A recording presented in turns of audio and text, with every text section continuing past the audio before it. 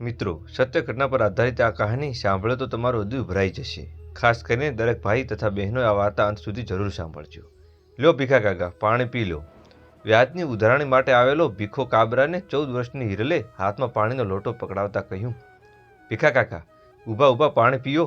ભીખા ઊભો ઊભો પાણી પી રહ્યો હતો. હિરલે ઘરની આગળ ચોકમાંથી લીમડા નીચે ખાટલો ઢાળી દીધો. વ્યાજના પૈસા લેવા આવેલા છો ને ભીખા કાકા? તે થોડીવાર બેસો, હું પૈસા લઈ દઉં છું. એવું કહીને હિરલ ઘરમાં દોડી ગઈ. 2 જ મિનિટમાં તે બહાર આવી ત્યારે તેના હાથમાં મોટીનો ગલ્લો હતો. એ ગલ્લા લઈને લીમડા નીચે આવી. લીમડાની થળની આજુબાજુ નાનકડો ઓટલામાં આવેલો હતો. એના પર એ બેઠી. હિરલે ઓટલા પર પછાડીને ગલ્લો ફોડી નાખ્યો. પરચુરણ અને નોટો ઓટલા પર વેરાઈ ગઈ હતી. હિરલ ઝડપભેર નોટો અને પરચુરણ અલગ અલગ કરવા લાગી.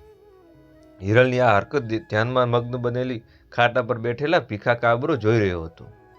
એ બોલ્યો, છોકરી, તને ખબર છે કે મારે કેટલા રૂપિયા લેવાના છે? હા ભીખા કાકા, તમારે 20,000 રૂપિયા 6 મહિનાના વ્યાજના પેટે 100 પર 3 રૂપિયા લેખે 3600 રૂપિયા લેવાના છે. હિરલ થોડી ગમગમી થઈને બોલી, તેમ છતાં આ ગલ્લો ફોડ્યો તો તેમાંથી કેટલા રૂપિયા નીકળ્યા હશે? ભીખો કાબરો આશ્ચર્ય ભાવે બોલ્યો, સાચું? હા ભીખા કાકા, મને વિશ્વાસ છે કે એટલા રૂપિયા તો હશે જ. કહીને હિરલ રૂપિયા પૈસાની ગણતરી કરવા લાગી ગઈ હતી. નામ તો ભીખો જ હતું, પરંતુ તેના મોઢા અને હાથ પગ પર સફેદ કોડ ચાડ્યા પડી ગયેલા હોવાથી ખાનગીઓના લોકો તેને ભીખો કાબરો જ કહેતા. ભીખાનો બાપ ધીરધાર ધંધો કરતો હતો. ભીખા પણ તે જ રસ્તા પર ચાલ્યો હતો. મહિને 100 રૂપિયા પર 3% વ્યાજે વસૂલતો. ભીખો કાબરો માથા ભારે વ્યક્તિ તરીકે પંકાત ગયો હતો. 6.25 ફૂટ ઊંચાઈ, લાંબી મૂછો અને મોટી આંખો અને પડછાયો કાયા ધરાવતી ભીખો પહેલી નજરે જ ડરામણો લાગતો હતો. જોકે ભીખો કાબરાએ આજ સુધી કોઈની લડાઈ ઝઘડો કર્યો ન હતો. ભીખો કાબરો ગમે તેવા વ્યક્તિને પણ નાણાં આપતો, ખચકાતો નહીં, પણ નાણાં પરત મેળવવાને પણ આખી તાકાત હતી એનામાં.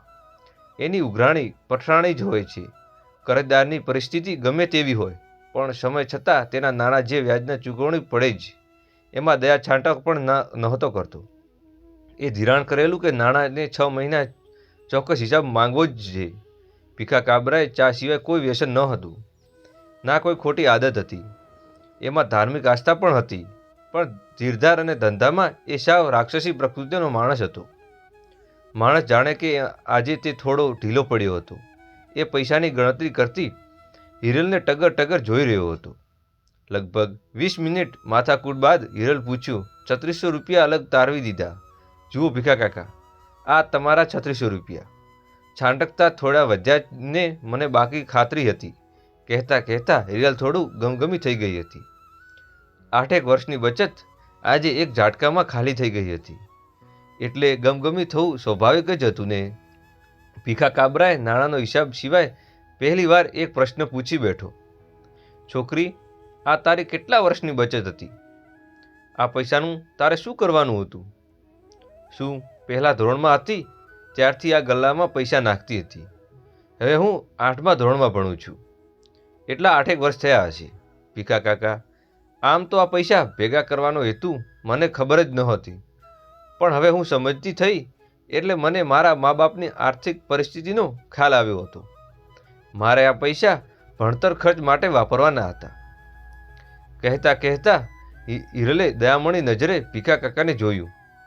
બોલી, છોકરી, પરંતુ શું? કહેતા ભીખા કાબરો વધુ ઢીલો પડ્યો. ભીખા કાકા, વ્યવહારને સાચવી પડે ને કહીને હિરલે થોડી હસી પણ છોડી. વ્યવહાર તો બાપે સાચવ્યો હોય કે ગલ્લો ફોડી નાખ્યો. ભીખો થોડો હચકચાઈને બોલ્યો, શું કરવું? ભીખા કાકા, ગઈ રાતે મારા બાપુજી અને મારી માં ઊંઘ્યા નથી.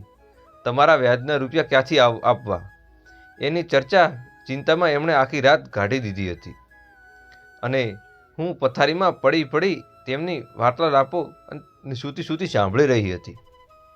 આ વર્ષ ખેતી પણ કંઈ સારી પણ નહોતી થતી. નાના ભાઈને 2 વર્ષ સાંજો માંદો પણ રહ્યો હતો. એમાં તો દવાખાનાનો ખર્ચો અને અમારા દેવાદાર થઈ ગયા હતા. મને રાત્રે જ ખાતરી થઈ ગઈ હતી કે રૂપિયાનો બંદોબસ્ત નહીં થઈ શકે. એટલે આજે મેં ગલ્લો ફોડી નાખ્યો. તમારી મદદથી મારો ભાઈ બચી ગયો છે, એ અમારું ઘણું મોટું સુખ છે. ભીખા કાકા રાત્રે જ નક્કી કરી લીધું હતું કે આ વખતે 6 મહિનાનું વ્યાજ હું ભરીશ. મારા બાપુજી સવારે એક મોત પ્રસંગમાં ગયા છે.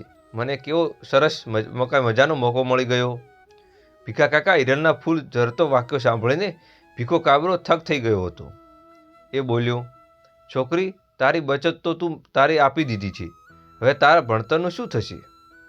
વળી તું તો ભણવાનું ખૂબ હોશિયાર પણ છે. નસીબમાં ભણવાનું લખાયેલું હશે તો આ 3600 રૂપિયા સામે અટકી નહીં પડે. ભીખા કાકા, બાકી અત્યારે તો વ્યવહાર સચવાઈ ગયો છે, કહીને વધેલા પૈસા લઈને હિરલ ઘરમાં દોડી ગઈ.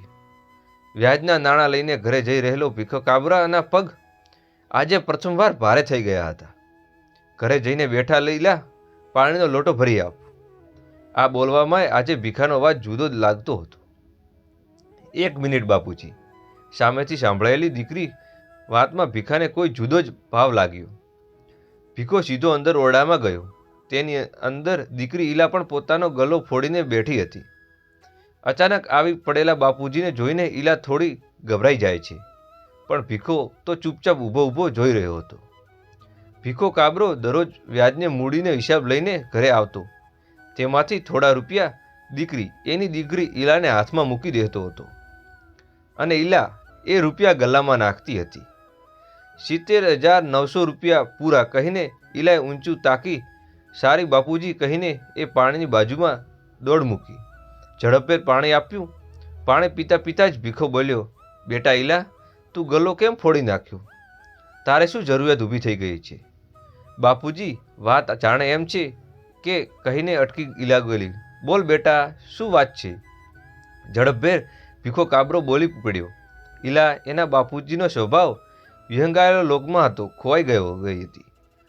ધોકો જેવી ના પાડીને ઊભો રહેશે એ અનુભવથી ઈલાએ આંખો ગભરાઈ ગઈ હતી. એ કશું બોલી ના શકી. ભીખો કાબરો દીકરી પાસે બેસી ગયો. એના હાથ અનામે દીકરીના માથા પર મૂકી ગયો. બોલ બેટા, તારે આ રૂપિયાની કોઈ ઉપયોગ કરવો હોય તો તેના પરવાનગી આપું છું. ઈલાએ ઊંચી નજર કરીને બાપુજી સામે જોયું. અરે, આ શું છે બાપુજી? આંખમાં આંસુ. ઝડપથી દુપટ્ટો વડે બાપુજીની આંખમાં આવેલા આંસુ લૂછવાતા ગયા. ઈલા બોલી, બાપુજી, મારી સાથે અભ્યાસ કરતી એકદમ હોશિયાર એવી પ્રફુલ્લ બહુ ગરીબ છે. હોસ્ટેલની ફી ભરવા માટે એના બાપુજીની જેમ તમે પણ રૂપિયા મેળ કર્યો ન હતો. કમનસીબે એ રૂપિયા એમણે લેણદારને ચૂકવવા પડ્યા. બીજા રૂપિયા બંદોબસ્ત હજુ સુધી થયો નથી. હોસ્ટેલમાં એડમિશનથી આવતીકાલે છેલ્લી તારીખ છે. જો પ્રફુલ્લાનું ઇતિહાસનું છેલ્લું વર્ષ છે. એની કામકિર્દી હારે આવીને ઊભી રહી છે. બાપુજી, માત્ર 15,000 જ હોસ્ટેલની ફી ભરવાની છે, તો પછી મને એમાં પૂછવા ના હોય બેટા. ભીખો કાબરો માત્ર હકારમાં ડોક હલાવીને શક્યો. એ આંસુના હળવો ઘરથી આગળ 8 બાજુ આરામ સાથે ચાલ્યો ગયો. બાપુજીના બદલાયેલા સ્વભાવને ઈલા પાછળથી જોતી જ રહી ગઈ. બપોરે 12 વાગે ભીખાની પત્ની ભીખાને જમવા બોલાવ્યો. ત્યારે પણ એ નર્વસ જ હતો. એણે મનોમન કંઈક નક્કી કરી દીધું હતું અને સાંજે 6 વાગે એણે મનોમંથન અલમણીકરણ વાઘા પહેરીને હિરલના ઘર તરફ પ્રયાણ કરે છે. અલ્લાહ સતરાના ઘરે છે. ભીખા કાબરાના અવાજે હિરલ બાપુજી ઘર બહાર નીકળ્યા. આવો ભીખાભાઈ કહીને ઝડપભેર ઓસરીમાં લઈ ગયા. ખાટલો ઢાળ્યો. હિરલ પાણીનો લોટો સાથે હાજર થઈ ગઈ. ખાટલામાં બેઠેલા ભીખો ટકર હિરલને જોઈ રહ્યો હતો. હિરલે પાણીનું ટગરું પી લીધું. થોડી વાર રહીને ભીખો કાબરો બોલ્યો, ભાઈ સરતાન, તારી છોડેથી મને આખું બદલો નાખ્યા કહીને ભીખાએ પોતાની બંડીમાંના ખિસ્સામાંથી રૂપિયા કાઢ્યા અને બોલ્યો, લે, આ 3600 રૂપિયા પૂરા છે. આજે સવારે અહીં આવ્યો ત્યારે તારી દીકરી એ ગલ્લો ફોડ્યો અને ઘરે ગયો તો મારી દીકરીએ પણ ગલ્લો ફોડીને બેઠી હતી. હવે મને કોઈ દીકરીનો ગલ્લો ફોડવાતો નથી. મારા 20,000 રૂપિયા પણ તારા ઘેર સગવડ થાય ત્યારે જ આપજે. વ્યાજ પણ તને તારો આત્મા જે રીતે કહે એ પ્રમાણે આપજે. બસ આ છોડીને પૂરેપૂરી ભણાવજે. એના ખર્ચ મારી પાસેથી હાથ લાંબો કરવાની શરમાવતો નહીં. 1 રૂપિયો પણ વ્યાજ નહીં લઉં. ભીખા કાબરાનું વચન છે. હિરલ ખુશીથી 7મા આસમાને પહોંચી ગઈ હતી. એ બોલી ઉઠી, ભીખા કાકા, હવે આ છોડીના હાથની બનાવેલી ચા પીને જજો. ભીખાએ હસીને કહ્યું, અરે હા દીકરી, આ પહેલેથી જ છોડી બોલવાની આદત જ પડી ગઈ છે ને. તારી બનાવેલી ચાને એક ઘૂંટકો તો ભર્યો પછી આ આદત પણ સુધરી જઈશ, કહીને ભીખા કાબરો હસી પડ્યો. ભીખા કાબરાને નાણાં ધીરવાનો વ્યવહાર સાથે ચાલુ જ રહ્યો, પરંતુ વ્યાજના બાંધછોડ સાથે ઘણા દીકરીઓને અભ્યાસ માટે પણ ભીખાએ મદદ કરી હતી. એ માટે એણે ક્યારેય વ્યાજ લીધો ન હતું. ઉદાદાન અને મહાદાન છે જેની ખબર પણ તેને ભીખા કાકાને દશકા પછી પડી છે. ગામની પ્રાથમિક શાળામાં પણ તેના માટે આયોજિત સંસ્કાર સમારંભ એની આ સેવા માટે લોકો અભિનંદન આપી રહ્યા હતા. મિત્રો, આ કહાની જો તમને પસંદ આવી હોય તો વિડીયોને લાઈક કરજો અને અમારી અભિપ્રાય કોમેન્ટ બોક્સમાં જરૂર જણાવજો. જય માતાજી, જય શ્રી કૃષ્ણ. ફરી મળીશું તો નવી કહાની સાથે. જો ચેનલને સબસ્ક્રાઈબ ના કરી હોય મિત્રો તો હજુ સુધી અમારી ચેનલને સબસ્ક્રાઈબ કરી દેજો અને ફરી મળશું નવી કહાની સુધી. ત્યાં સુધી જય શ્રી રામ, જય શ્રી રામ, જય શ્રી રામ.